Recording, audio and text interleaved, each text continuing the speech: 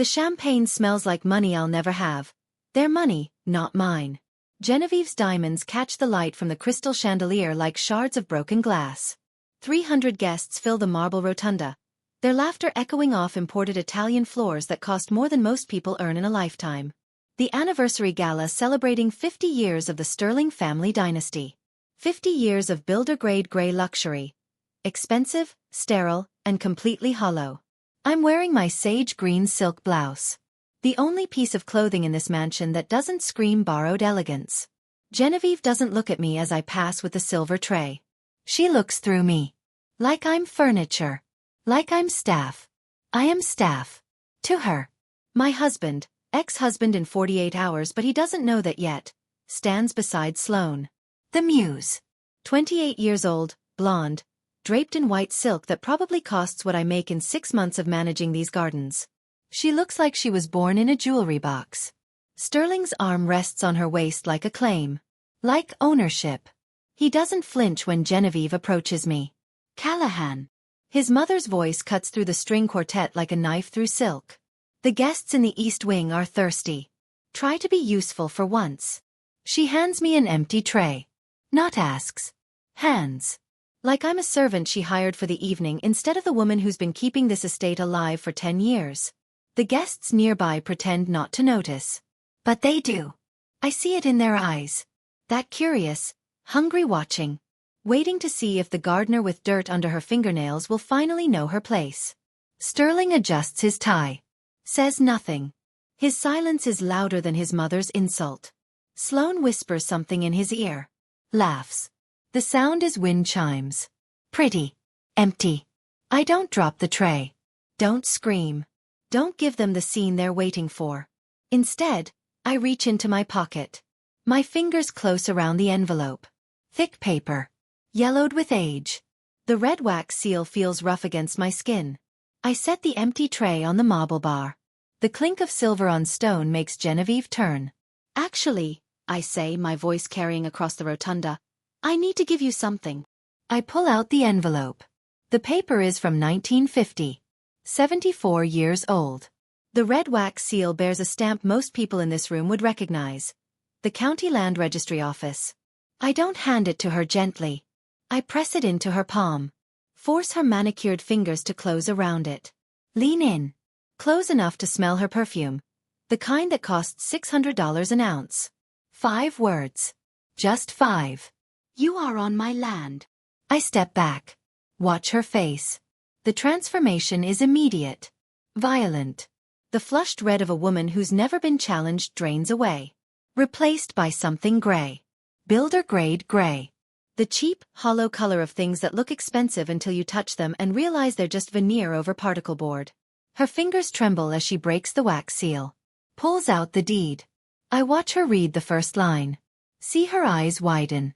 See her throat work as she tries to swallow. Sterling notices. Mother? What is that? She can't answer. Can't speak. Just stares at the yellowed paper like it's a death warrant. Because it is. The document is a 99-year land lease. Signed in 1950. Between my grandfather, Samuel Callahan, and Sterling's grandfather, Montgomery Sterling. Samuel Callahan didn't work for the Sterling family. He owned the 100-acre ridge they built their dynasty on. And he leased it to them. For 99 years. The lease expires in 48 hours. What is this? Genevieve's voice cracks. Actually cracks. The woman who commands boardrooms and charity galas can barely form words. It's a lease termination notice, I say. My voice is steady. Clinical. My grandfather owned this land. Your family has been renting it since 1950. The lease expires on November 1st at midnight. That's in 48 hours. That's impossible, Sterling says, but his voice is weak. Uncertain. He's already calculating. Already realizing. The original deed is on file at the County Land Registry. I continue. Along with 74 years of lease payments. Well, 73 years. Your family stopped paying the annual fee in 2015. I've been covering it personally. To keep you from defaulting. Sloane's hand drops from Sterling's arm. She's looking at me differently now. Not like furniture. Like a bomb that just went off. You can't, Genevieve starts. I can, I interrupt. I own this land, Genevieve. The soil under this marble. The ridge this mansion sits on. The gardens I've been tending for 10 years. All of it. You've been living on my property. And your lease is up. The champagne flutes have stopped moving. The string quartet has gone quiet. 300 guests are watching the gardener tell the dynasty's matriarch that she's been renting. In 48 hours, I say, loud enough for everyone to hear, you're trespassing. I turn. Walk toward the door. My boots, muddy from this morning's work in the rose beds, leave faint prints on the imported Italian marble. Behind me, I hear Genevieve's breathing. Sharp. Shallow. The sound of a woman drowning in air. I don't look back. Outside, the November night is cold. Clean. The smell of soil and coming rain. I walk past the guest parking. Past the vintage cars and hired drivers. All the way to the edge of the estate where my father's cottage sits in the shadows. The cottage with sage green shutters. The one Genevieve called, that trash shack, for 10 years. The cottage that sits on the only 5 acres my grandfather never leased to the Sterling family. The cottage that's been mine all along. I unlock the door. Step inside. Close it gently. Through the window I watch the mansion. Watch the lights. Watch the silhouettes of people who thought they owned the view. They wanted the vista. The prestige. The 100-acre ridge. I own the ground they're standing on. And in 48 hours, they're going to learn the difference. The check arrives at sunrise. I'm in the garden when I hear the car. Not Sterling's Range Rover. Something smaller. A courier service. White van with corporate logos. The driver doesn't get out. Just hands me an envelope through the window. Drives away before I can say I didn't order anything. Inside, a check for $10,000. Signed by Genevieve Sterling. And a note on cream-colored stationery with embossed letterhead. Callahan, this should be more than sufficient for you to return to wherever you came from. Please vacate the property by end of business today. Remove your belongings from the cottage. Do not contact Sterling again. Consider this a generous severance for your years of service. G.S. Severance for my years of service. Like I was staff. Like I was hired help she's letting go with a nice bonus. I look at the check. $10,000. Generous by her standards. Probably what she spends on a weekend shopping trip. I've been managing this estate for 10 years. 10 years of waking at 5 a.m. to check the irrigation systems. Of monitoring soil pH levels and drainage patterns. Of coordinating with the county about septic permits and water rights. Of paying the property taxes when the Sterling family accountant forgot to process them. 10 years of being invisible. Year 1. I met Sterling at a botanical conference. He was charming. Funny. Said he loved how I could identify plants by their leaves alone. Called me brilliant when I explained phototropism. We married 4 months later. His mother didn't come to the wedding. Said she was traveling. She was in the Hamptons. I saw the photos on her social media. Year 2. Sterling brought me to the estate. His family's summer home. 100 acres of ridge land with views that made photographers weep. The mansion was beautiful. Cold. Like a museum. Mother will warm up to you, Sterling said. Just give her time. I gave her 10 years. Year 3. I started working the gardens. Not because anyone asked. Because the estate's landscaping company had quit after Genevieve refused to pay them for 6 months. The roses were dying. The irrigation system was failing. I fixed it. Taught myself the system. Spent weeks tracing lines and replacing valves. How domestic, Genevieve said when she saw me covered in mud. Like a little farmer. She said it the way you'd say rodent. Year 5. I found the first property tax bill. Unopened. 6 months overdue. The county was threatening a lien. I paid it. $47,000. Nearly my entire savings. Handle it, Sterling said when I showed him. You're good at this stuff. I handled it. Every year after that. $47,000 annually. From my salary as a botanical consultant. The job I kept while managing his family's estate for free. Year 7. Sterling started traveling more. Business, he said. Gallery openings. Art auctions. Charity galas in cities I'd never visit. Sloan appeared in his Instagram photos around then. Colleague, he called her. Just networking. Year 10. Last month. Sterling came to the cottage, the place he called your little shed, and told me we needed to talk. You're wonderful, Cal. Really. But Mother's right. I need someone who fits the image. Someone who can navigate high society. You're happiest in the dirt. He said it kindly. Like it was a compliment. Like choosing soil over champagne was a character flaw. Sloan understands the world I'm building, he continued. You understand plants. He filed for divorce 3 days later. Genevieve sent a fruit basket. The card said, for the best. Now I'm standing in the garden holding a $10,000 check. Severance for a decade of invisible labor. Payment to disappear back to the trailer park she thinks I came from. I didn't come from a trailer park. I came from a cottage on 5 acres my grandfather bought in 1948. Before the Sterling family was even wealthy. Before Montgomery Sterling made his fortune in post-war real estate. My grandfather was the one with money then. The one with land. He helped the Sterling family when they needed it. Leased them 95 acres so Montgomery could build his estate and impress investors. It's just a lease, Sam, my grandmother told him. 99 years. They'll own it eventually. No, my grandfather said. They'll think they own it. There's a difference. He was right. I walk into the cottage. The check in one hand. The iron key in the other. The key my grandfather left me. The one that opens the safety deposit box at First National Bank. The one that holds the original land deed. Signed. Notarized. Recorded with the county in 1948. Samuel Callahan. Legal owner of 100 acres on Sterling Ridge. I leave the check on the kitchen counter. Don't deposit it. Don't tear it up. Just leave it there. Let Genevieve wonder why I didn't cash it. Let her realize that $10,000 means nothing to someone who owns the ground she's standing on. Outside, the sun rises over the ridge. My ridge. The land my grandfather bought with money he earned, not inherited. In 46 hours, the Sterling family's 99-year lease expires. And they're going to learn what severance really means. The cottage smells like cedar and old books. I close the door behind me. Lock it. The sound is final. Permanent. This building is everything the mansion isn't. Small. Warm. Real. The walls are thick stone. Original construction from 1890. My great-grandfather built this cottage before the Sterling family even existed. Before this ridge had a name. When it was just wilderness and opportunity. The windows are old glass. Wavy. Imperfect. They let in morning light that makes the sage green shutters glow like new leaves. The furniture doesn't match.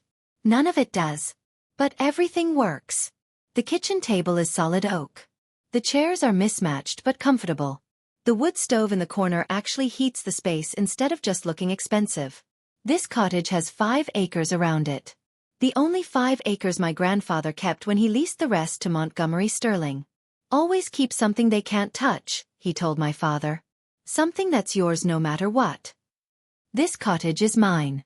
Has been since my father died and left it to me in his will. Sterling called it the trash shack the first time he saw it. We should bulldoze it, Genevieve said once. It ruins the view from the east wing. She tried. Filed permits. Hired contractors. The permits were denied.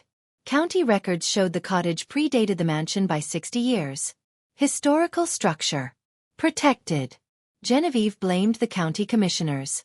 Never realized I was the one who filed the historical preservation paperwork. Now I'm standing in my trash shack, holding a cardboard box. Inside, 74 years of documentation. I lift the lid. The paper smells like age and dust and truth. The 1950 lease agreement. Signed by Samuel Callahan and Montgomery Sterling. 99 years. Annual payment of $12,000, adjusted for inflation. The payment schedule. Every year from 1950 to 2014. Certified checks. Bank records. All documented. The 2015 gap. The year Sterling's accountant, Reorganized the family finances. The year the lease payments stopped coming. The receipts showing I paid it myself. $47,000 annually. From 2015 to 2024. 9 years of keeping them from defaulting. 9 years of protecting them from their own negligence. The property tax records. Also paid by me. Another $47,000 annually. Because the Sterling family forgot to pay those too. I pull out my laptop. Open the County Land Registry website. Search, Sterling Ridge, Parcel 447B. Legal owner, Samuel Callahan Estate, transferred to Callahan Family Trust. Current trustee, Callahan Marie Sterling. That's me. Callahan Marie. I dropped the Sterling name yesterday. Filed the papers at the courthouse while Genevieve was planning her gala. I'm just Callahan now. And I own 100 acres of ridge land. I checked the date stamp on the lease. November 1st, 1950. 99 years. November 1st, 2049 would be expiration. But there's a clause. Section 7. Subsection C. In the event of non-payment for 3 consecutive years, the lessor reserves the right to terminate the lease with 90 days written notice. The Sterling family stopped paying in 2015. I covered it to prevent default. But I wasn't obligated to. That means they've been in violation since 2018. I sent the termination notice 92 days ago. Certified mail. Signed for by Genevieve's personal assistant. She probably thought it was junk mail. Never read it. The notice specified lease termination effective November 1st, 2024. Midnight. That's in 46 hours. I pull out my phone. Call the county sheriff's office. Land Services. Deputy Morrison speaking. This is Callahan Sterling. Callahan Marie. I'm calling about the eviction notice I filed last week. Case number LS 2024-847. Keyboard clicking. Right. The Sterling Ridge property. We have it scheduled for November 2nd. Is there a problem? No problem. I just wanted to confirm the timeline. We'll serve the notice at 9 a.m. on November 2nd. After that, the current occupants have 24 hours to vacate. If they refuse, we proceed with forced removal. Understood. Thank you. I hang up. Look around the cottage. Sage green shutters. Stone walls. Wood stove. The smell of cedar and truth. This cottage is small. Maybe 900 square feet. 1 bedroom. 1 bathroom. Kitchen barely big enough for 2 people. But it's mine. Has been for 34 years. Since my father died and left it to me when I was 16. I grew up here. Learned to garden here. Studied botany at the kitchen table. Planted my first roses in the beds outside. This cottage taught me that real wealth isn't what you display. It's what you own when nobody's watching. The mansion has 12,000 square feet. Imported marble. Crystal chandeliers. Art collection worth millions. But it sits on my land. And in 46 hours, I'm taking it back. I make tea. Sit in my father's chair. Look out the window at the ridge. The view Genevieve wanted to protect from my trash shack. It's beautiful. Rolling hills. Old-growth forest. The kind of vista people pay millions to see. She wanted the view. I own the ground. There's a difference. And she's about to learn it. My grandfather's name is carved into the cornerstone of the cottage. Samuel J. Callahan. 1948. I run my fingers over the letters. The stone is cold. Rough. Real. Samuel Callahan wasn't rich. Not by Sterling family standards. He was a railroad supervisor. Made decent money. Saved more. Bought this land when it was cheap. When the ridge was just wilderness that nobody wanted. Post-war boom. Everyone was moving to cities. Nobody wanted rural land an hour from anywhere. Except Samuel. He saw what it would become. Bought 100 acres for $8,000. Built this cottage with his own hands. Planted apple trees. Dug a well. Made it home. 2 years later, Montgomery Sterling showed up. Montgomery was different then. Young. Ambitious. Broke. He'd inherited a name but no money. His father had lost everything in the Depression. Montgomery was trying to rebuild. Needed land to impress investors. Somewhere beautiful. Somewhere that looked like old money even if it wasn't. He found Samuel's Ridge. "I'll buy it from you," Montgomery said. "Name your price." Samuel said no. He just built this cottage. Just planted his trees. This was his retirement. His legacy. "Then lease it to me," Montgomery said. 99 years. I'll build an estate. Make this ridge famous. You'll get steady income. I'll get the prestige I need to attract investors. Samuel thought about it. Talked to my grandmother. They decided 99 years was long enough. By the time the lease expired, Samuel would be gone. His children would be old. Maybe the Sterling family would have earned the land by then. So they signed the contract. Samuel kept 5 acres around the cottage. Everything else, 95 acres of prime ridge land, went to Montgomery on a 99-year lease. Annual payment, $12,000. Adjusted for inflation every decade. Montgomery built his mansion. Imported Italian marble. Hired famous architects. Made the ridge a destination for wealthy investors. It worked. Montgomery's real estate empire grew. He became the Sterling everyone knows. The dynasty patriarch. But he never owned the land. He rented it. From a railroad supervisor who saved his money and bought low. I pull out the original deed. The paper is fragile. Yellowed. But the ink is still dark. Still legible. Land deed, county registry #447, B. Grantor. U.S. Department of the Interior grantee, Samuel J. Callahan. Date, March 15, 1948. Property, 100 acres, Sterling Ridge. Below that, the lease agreement. Signed 99 years ago. Lessor, Samuel J. Callahan Lessee. Montgomery J. Sterling. Term, 99 years. Expiration, November 1, 2049. But Section 7, Subsection C changes everything. The non-payment clause. The one that lets me terminate early if they default for 3 consecutive years. They defaulted. I covered it to protect them. To keep the estate running. To prevent catastrophe. But I wasn't legally obligated to. Which means the lease has been voidable since 2018. I sent the termination notice 3 months ago. 92 days. More than required. The notice went to Genevieve personally. Certified mail. She signed for it. Her assistant probably filed it without reading it. Rich people don't read certified mail from people they consider beneath them. Now I'm sitting in my cottage holding proof that Sterling inherited a name, but I inherited the dirt. The actual, legal, recorded with the county dirt. I check my phone. Text from the county clerk's office.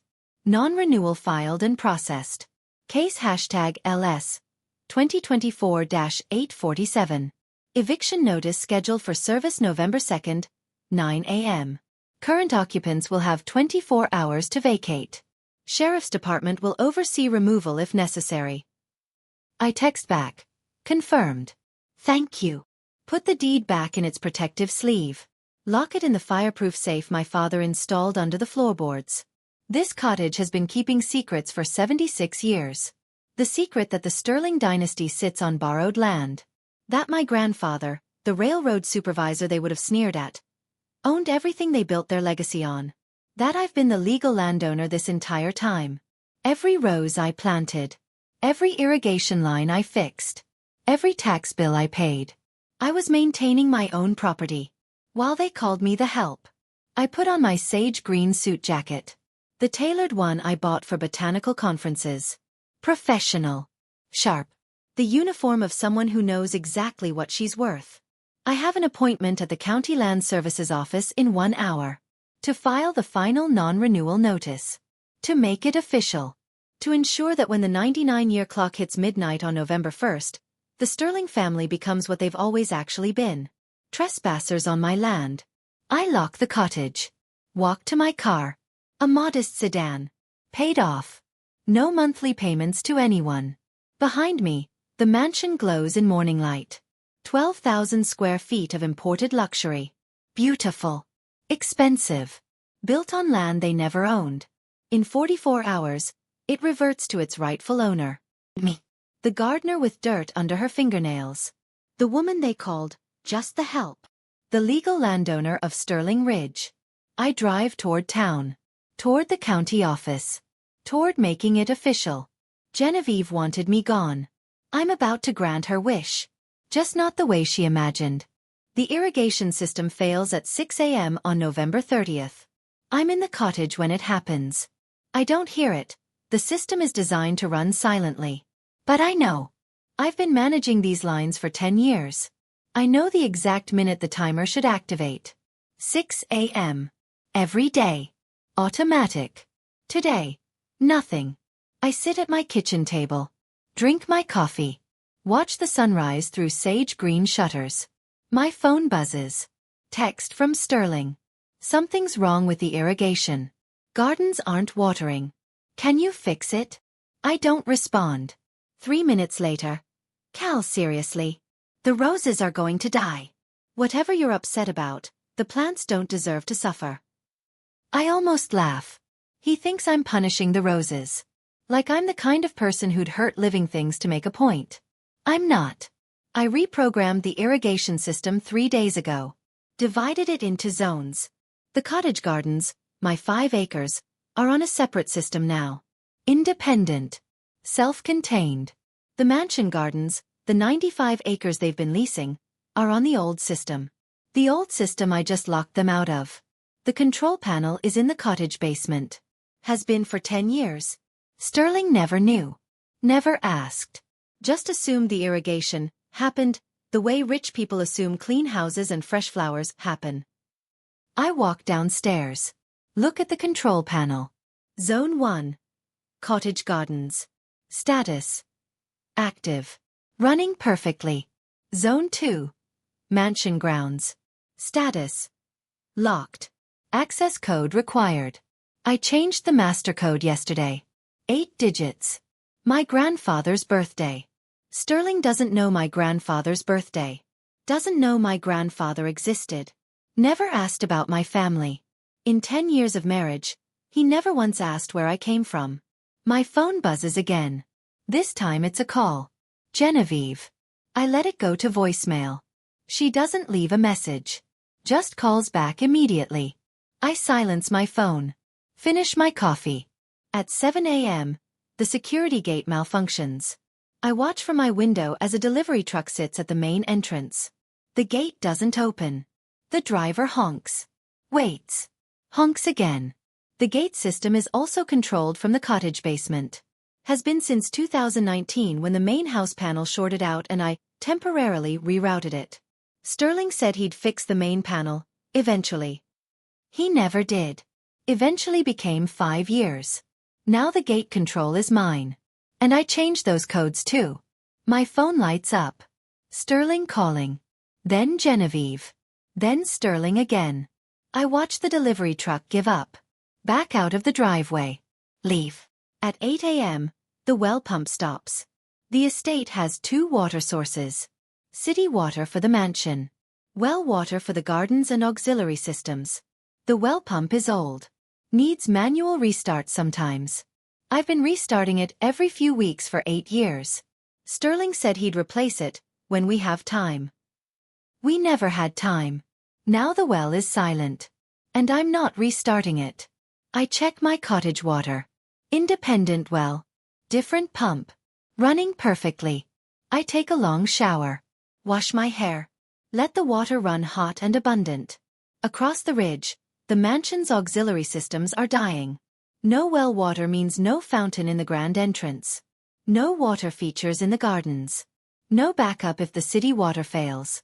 Sterling calls 6 times in 20 minutes. Genevieve calls 4 times. I silence all of them. Block their numbers. There's a knock at my door at 9 a.m. I look through the window. Sterling. Standing on my porch. Looking desperate. I don't open the door. Cal, please. His voice carries through the wood. I know you're angry. We can talk about this. But you can't just shut everything down. The estate needs these systems. The estate. Not our home. Not the place we built together. The estate. The property he thinks he inherited. The dynasty he believes is his birthright. I watch him through the window. He looks different. Smaller. His suit is wrinkled. He probably slept in it. Sloane wouldn't know how to use an iron. Cal, I'm sorry. Okay. Is that what you want to hear? I'm sorry about the divorce. About Mother. About everything. But this is bigger than us. People are counting on this estate. The staff. There is no staff, I say through the door. Not opening it. Just loud enough for him to hear. You fired the landscaping company 6 years ago. The cleaning service quit last year when your mother didn't pay them. There's no one here but you, Genevieve and Sloane. Silence. The irrigation, the security, the wells. I've been managing all of it. Personally. For free. For 10 years. And now I'm not. You can't just abandon everything. I'm not abandoning anything. I press my hand against the door. Feel the solid wood. I'm withdrawing my labor from property I don't own. Property that, in 42 hours, reverts to its legal owner. Me. That deed is a mistake. Mother's lawyers are looking into it. You can't possibly. Your mother's lawyers can look all they want.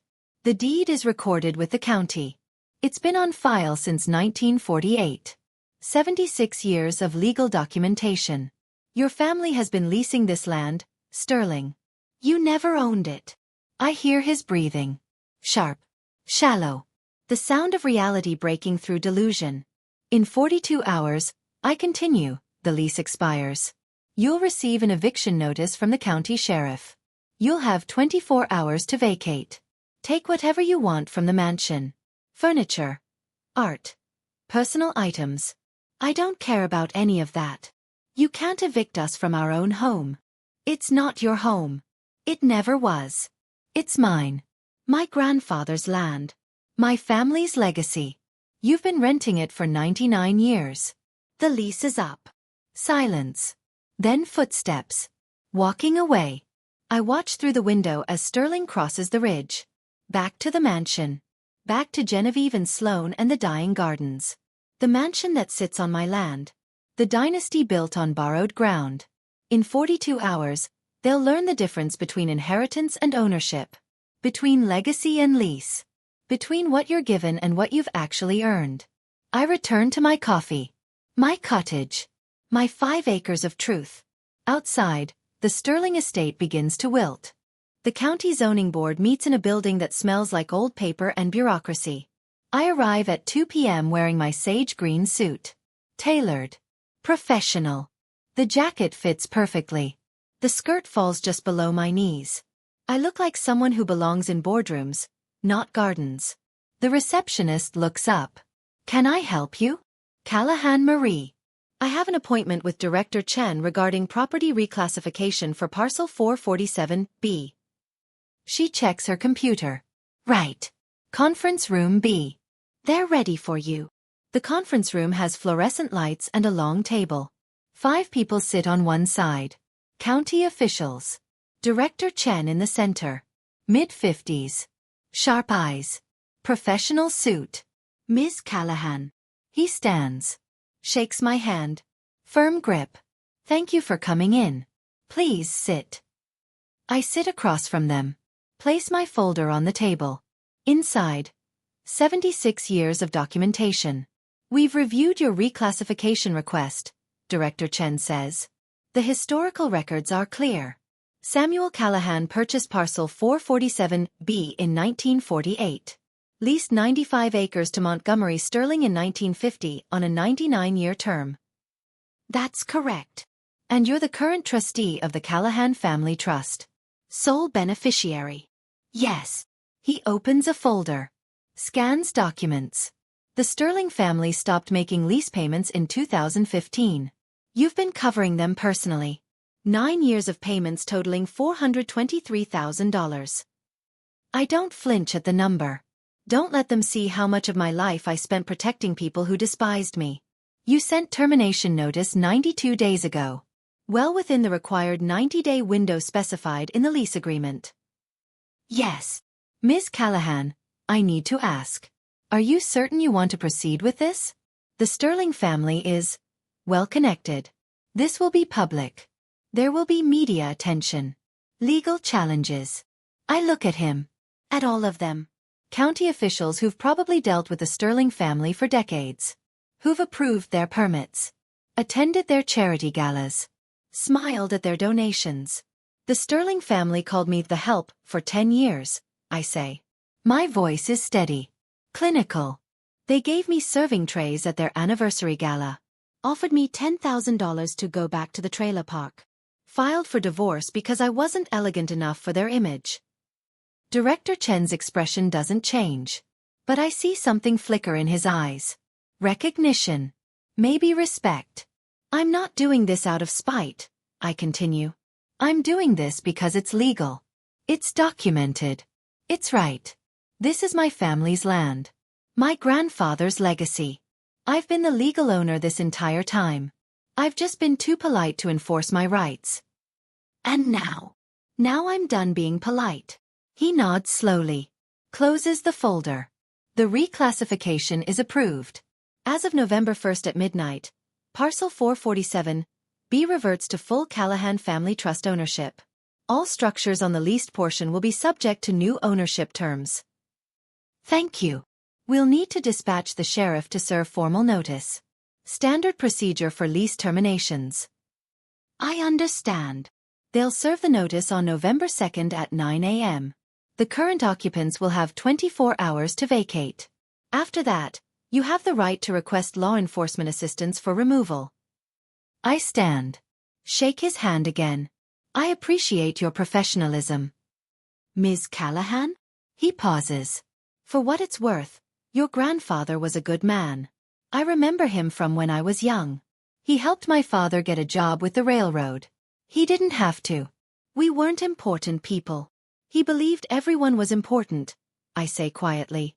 The Sterling family forgot that. I'm glad someone's reminding them. I walk out of the county building into November sunshine. The air is cold. Clean. Smells like coming winter. My phone buzzes. Unknown number. I answer. Ms. Callahan? This is Deputy Morrison with the County Sheriff's Department. We have your eviction notice prepared for service. We'll be at the Sterling estate tomorrow morning at 9 a.m. sharp. Thank you, Deputy. Ma'am, I need to warn you. These situations can get emotional. The Sterling family may resist. We'll have officers present to ensure everyone's safety, but it might be unpleasant. I understand. Will you be present for the service? I think about it. About watching Genevieve's face when the sheriff hands her official notice. About seeing Sterling realize his mother's lawyers can't fix this. No, I say. I'll be at my cottage. But I'll be available by phone if you need me. Understood. We'll call you when it's done. I hang up. Get in my car. Drive back to the ridge. Back to my cottage with sage green shutters. My 5 acres of truth. As I pass the mansion, I see movement in the windows. Shadows. People pacing. Probably Sterling and Genevieve. Probably calling lawyers. Calling friends. Calling anyone who might save them. No one can save them. The law doesn't care about connections. About charity galas. About how many important people you know. The law cares about deeds. About documentation. About who actually owns the dirt. And I own the dirt. In 38 hours, they'll be standing on it as trespassers. I park at the cottage. Go inside. Make tea. Sit in my father's chair and watch the sun set over the ridge. My ridge. My grandfather's ridge. The land the Sterling family thought they'd inherited.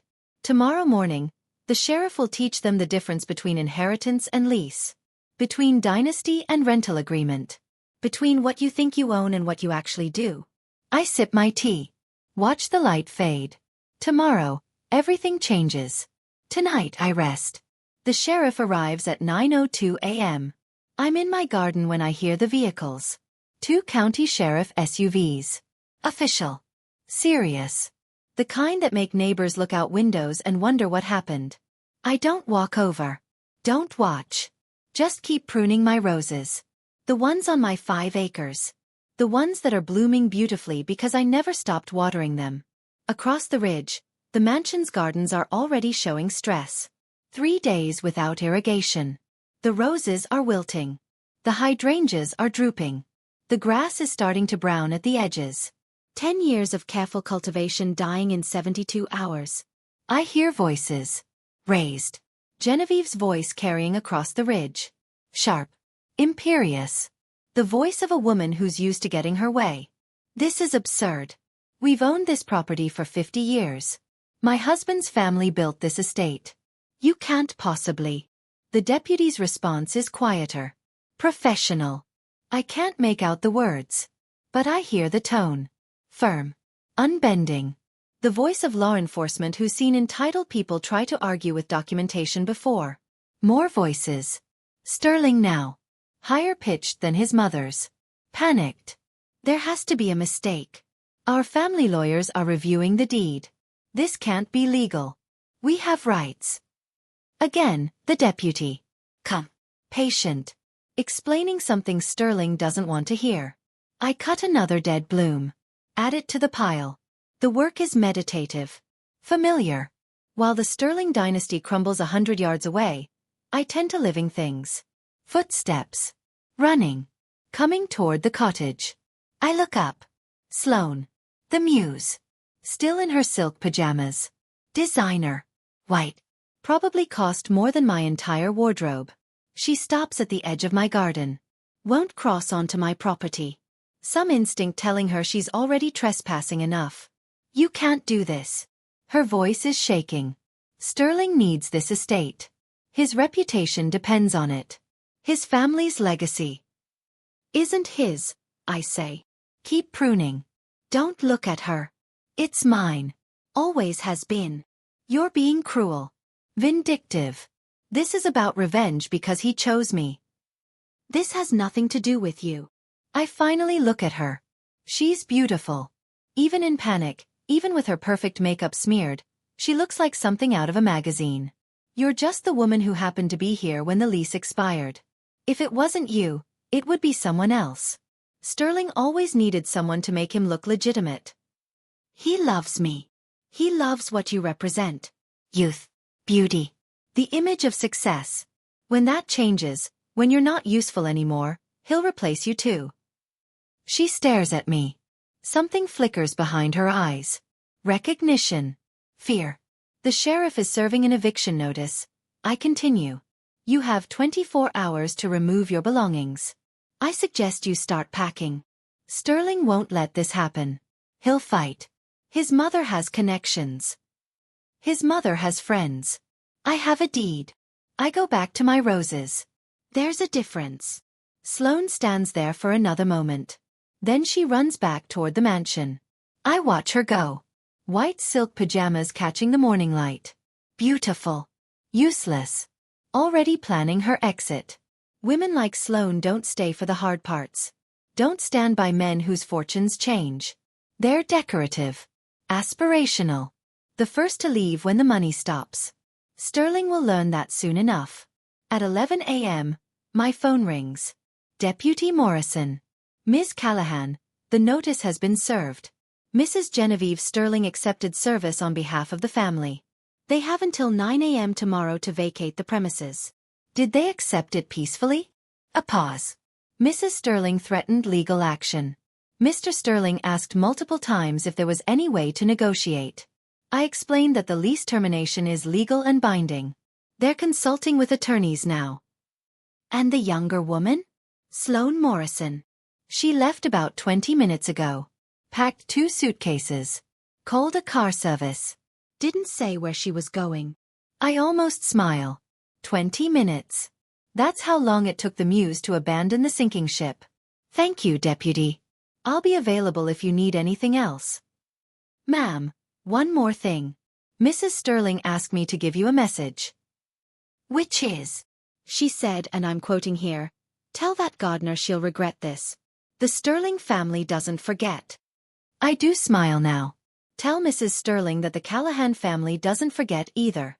My grandfather remembered who helped him, who respected him, who saw him as an equal. The Sterling family never did. That's why he put the termination clause in the lease. He knew, even 74 years ago, that they'd eventually show their true nature. I'll relay that message. Actually, I say, don't. Let her figure it out herself. I hang up. Look at my cottage. My garden. My 5 acres of sanctuary. In 22 hours, it will expand to 100 acres. The mansion. The ridge. The views. The legacy. All of it returning to its rightful owner. The Sterling family built their dynasty on my grandfather's generosity. Now they're learning what happens when generosity has an expiration date. I go inside. Make lunch. Eat slowly. Outside, across the ridge, the mansion sits in dying gardens. The dynasty crumbling. The legacy revealed as borrowed. Tomorrow morning at 9 a.m., it becomes official. Tomorrow, I reclaim what was always mine. Today I rest. And watch them learn what eviction really means. Sloane's Instagram story goes live at 2 p.m. I don't follow her. But Maya, my only real friend, my father's goddaughter, sends me screenshots. The first image. Sloane in a car. Sunglasses on. Perfect makeup. The caption reads, "Sometimes growth means knowing when to walk away. Onward to new chapters." Dove Sparkles #selfcare #new beginnings. The second image. A motivational quote on a pastel background. You can't pour from an empty cup. Protect your energy. The third. A selfie. She's smiling. Already moved on. The caption. Grateful for lessons learned. Excited for what's next. Dizzy #blessed and booked. No mention of Sterling. No mention of the estate. No mention of the eviction notice served 6 hours ago. Just vague wisdom and pretty filters. Maya texts. She's something else. I text back. She's exactly what I expected. At 4 p.m., Sterling calls. I let it ring. Let it go to voicemail. His message is 3 minutes long. Rambling. Desperate. Cal, please. I know you're angry. I know I hurt you. But this is too far. My mother is 72 years old. You can't just throw her out of her home. She's lived here for 50 years. This estate is her entire life. Please just talk to me. We can work something out. Maybe you keep the land, but we lease it back? Long term? Whatever you want. Name your terms. Just don't do this. Please. His voice cracks on the last word. I delete the message. Don't call back. There's nothing to negotiate. Nothing to discuss. The lease expired. The terms were clear. The law is the law. At 6 p.m., I walk across the ridge. Not to the mansion. To the edge of the property. Where the land drops away to the valley below. Where the view is best. This is why Montgomery Sterling wanted this ridge. This view. Rolling hills. Forest stretching to the horizon. Sunset painting everything gold. It's beautiful. Worth millions just for the vista. But Montgomery never owned it. He rented the view. Paid my grandfather for the privilege of standing here. For 99 years, the Sterling family got to pretend this was theirs. Now the pretending is over. I stand there as the sun sets. Watch the light fade from gold to pink to purple. Behind me, the mansion is dark. Most of the lights are off. Maybe they're packing. Maybe they're still calling lawyers. Maybe they're just sitting in the dark, realizing that money and connections can't change what's written in county records. Tomorrow morning, the sheriff returns. Tomorrow they vacate. Tomorrow, this view becomes mine. Not borrowed. Not leased. Not pretended. Mine. The wind picks up. Cold. Smells like winter coming. Like change. I turn away from the view. Walk back to my cottage. Inside, it's warm. The wood stove is burning. Tea is ready. Dinner is simple but good. I eat alone. Like I've been eating alone for 10 years. Even when Sterling was here, I was alone. Married to a man who saw me as staff. As the help who happened to have a wedding ring. Now I'm alone by choice. And tomorrow, I'm a landowner. The Sterling family wanted elegance. Status. Image. I wanted what was mine. We're both about to get what we wanted. The difference is, I'm going to keep it. The sheriff returns at 9 a.m. sharp. I'm not there. I'm in my cottage, drinking coffee, watching through the window as two SUVs pull up to the mansion. Deputy Morrison gets out first. Then three other officers. Official. Professional. They've done this before. Know how to handle entitled people who think rules don't apply to them. The mansion's front door opens. Genevieve steps out. Even from 100 yards away, I can see she's dressed for battle. Designer suit. Jewelry. Hair perfect. The armor of a woman who's never lost a fight. She's about to lose this one. The deputy approaches. Hands her a document. She takes it. Doesn't read it. Just holds it like it's contaminated. Her mouth moves. I can't hear the words, but I know the tone. Imperious. Demanding. The voice of someone used to intimidating people into compliance. Deputy Morrison doesn't move. Just stands there. Waiting. Sterling appears behind his mother. He looks terrible. Suit wrinkled. Face drawn. Hair uncombed. The polished image shattered. More conversation. Sterling gestures. Animated. Desperate. The deputy shakes his head. Points to the document in Genevieve's hand. Points to his watch. 9 a.m. 24 hours to vacate. Tomorrow at this time, they're trespassers. Genevieve crumples the document. Throws it at the deputy's feet. He doesn't react. Just picks it up. Smooths it out. Hands it back to her. Says something. His posture is calm. Professional. But firm. Genevieve takes the document. Turns. Walks back into the mansion. Sterling follows. The deputies wait. Make notes. Take photographs of the property. Document everything. Standard eviction procedure. My phone rings. Deputy Morrison. Ms. Callahan, the notice has been served for the second time. The occupants have acknowledged the 24-hour deadline. They're beginning to remove personal items. Thank you, Deputy. Ma'am, I need to inform you. Mrs. Sterling stated that she'll be filing a lawsuit challenging the lease termination. Her attorneys are preparing an emergency injunction. Let them file. The deed is recorded. The lease terms are clear. The non-payment is documented. There's nothing to challenge. Understood. We'll be back tomorrow at 9 a.m. to ensure compliance. Will you be present? Yes, I say. I'll be there. I hang up. Finish my coffee. Watch as a moving truck pulls up to the mansion. They're packing. Actually packing. The dynasty is leaving. At 2 p.m., I receive an email. From Sterling's attorney. A man named Richard Harrison. The same lawyer who handled our divorce. Ms. Callahan, on behalf of the Sterling family, I'm reaching out to discuss a potential resolution to the current property dispute. The family is prepared to offer a generous settlement in exchange for a lease extension. Please contact me at your earliest convenience to discuss terms. I delete it. There is no dispute. There are no terms.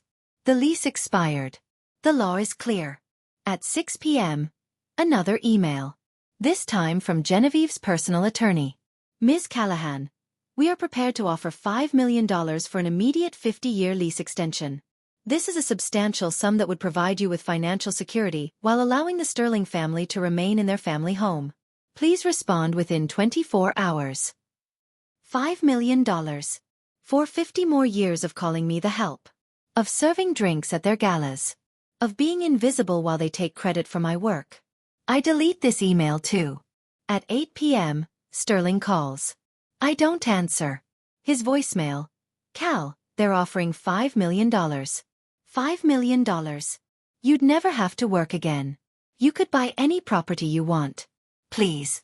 Just talk to them. Just consider it. I delete the voicemail. Money isn't the point. It never was.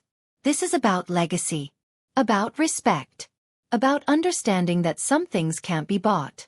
My grandfather knew that. That's why he put the termination clause in the lease. That's why he kept 5 acres they could never touch. That's why he built this cottage from stone that would outlast their marble. He knew that land is power. That ownership is truth. That real legacy isn't what you buy. It's what you build and protect. Tomorrow morning at 9 a.m., the Sterling family's time runs out. Tomorrow, The ridge returns to the Callahan family. Tomorrow they learn what it means to lose something you thought you owned. I make dinner. Eat slowly. Wash my dishes. Sit in my father's chair. Outside, the mansion is blazing with light. Every room lit up. Frantic packing. Last-minute calls. The desperate energy of people who thought they were untouchable. I watch until the lights start going off. One by one. Room by room. Until only the main hall remains lit. The heart of the dynasty. Still beating. For 12 more hours. Then silence. Then mine. I go to bed early. Set my alarm for 8 a.m. Tomorrow I witness the end of an era. And the beginning of what should have been all along. I arrive at the mansion at 8:55 a.m. The moving trucks are gone. The circular driveway is empty except for the sheriff's vehicles. Deputy Morrison approaches. Ms. Callahan. The occupants vacated at 7 a.m. They've removed all personal property. The building is clear. Thank you, Deputy. He hands me a keyring. Heavy. Brass. Old. The keys to the main house. As of 9 a.m., you're the legal owner. If you find any remaining items, you can contact the Sterling family's attorney to arrange pickup. I take the keys. They're cold. Heavy. The weight of a dynasty. There's one more thing, the deputy says. He pulls out an envelope. Mrs. Sterling left this for you. I open it. Inside, a handwritten note on cream stationery. You may have the land, but you'll never have the legacy. The Sterling name means something in this community. Your grandfather was a railroad worker. A laborer. You're just the help who got lucky with a piece of paper. Enjoy your dirt, Callahan. It's all you'll ever have. I fold the note. Put it back in the envelope. Hand it to Deputy Morrison. Would you mind disposing of this? I don't need it.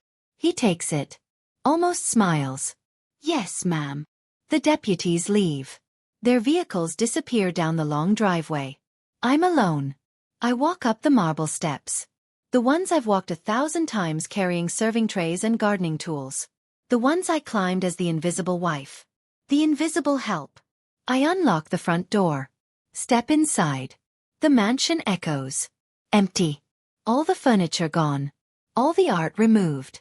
Just marble and chandelier and hollow grandeur. It's beautiful. Cold. Like a museum. I walk through the rooms. The formal dining room where I served champagne. The library where Sterling made calls while I worked outside. The east wing where Genevieve told me to refill water glasses. All empty now. I climb the stairs to the second floor. To the primary bedroom where Sterling slept with Sloane while I was in the cottage. Empty. I walk to the window. Look out at the ridge. My ridge. 100 acres of possibility. I pull out my phone. Call Maya. It's done, I say. They're gone. How do you feel? I think about it. About Genevieve's note. About Sterling's desperate voicemails. About Sloane's Instagram story. Free, I say. I feel free.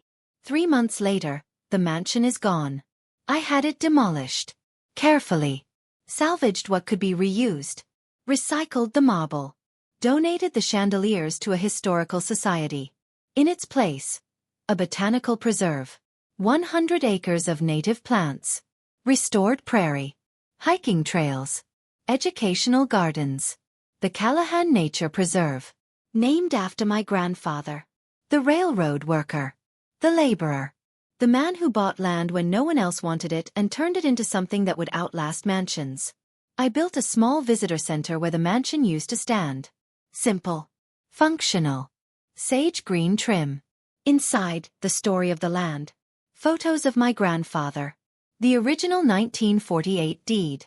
The 1950 lease. The history of what was really built here. Not a dynasty. A legacy. My office is in the cottage. Still small. Still stone walls and sage green shutters. But now it overlooks 100 acres of thriving ecosystem instead of dying mansion gardens. I'm the director of the preserve. I lead botanical tours. Teach classes about native plants. Show people how to garden sustainably. The work pays modestly. Enough. I don't need millions. Don't need marble or chandeliers or designer suits. I just need the dirt. The actual, legal, documented dirt. And I have it. Last week, I received a letter. From Sterling. Forwarded from his attorney. Cal, I saw the article about the preserve in the paper. It's beautiful. What you've built there. What you've created. I'm sorry I never saw it before. Never saw you. You were never just the help. You were the foundation. And I was too blind to notice. I hope you're happy. Truly. You deserve it. S. I didn't respond. Didn't need to. He learned too late. They all did. Today, I'm in the garden. The preserve garden. Planting native roses with a group of students from the university. Teaching them about soil composition. Root systems.